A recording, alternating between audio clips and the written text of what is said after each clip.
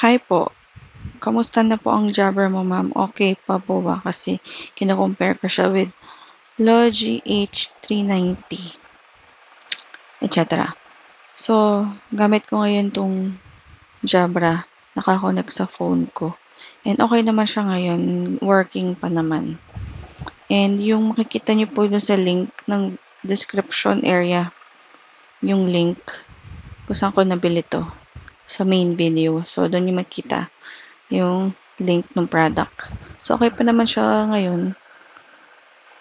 Actually, meron akong electric fan dun. Naririnig ba electric fan?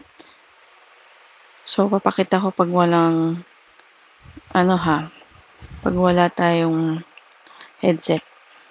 So, ayan, yung,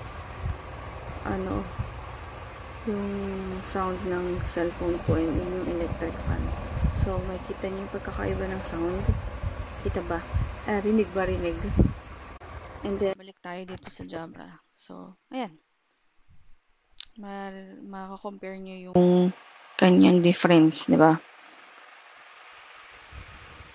So, kung mare-recommend ko to, ito yung mare-recommend ko kung gusto mo ng medyo lower price. 1K lang to 2K plus. Pero kung gusto mo ng talagang totally ng walang noise cancelling, doon ka sa much higher price and much higher unit ng headset. Okay? Bye!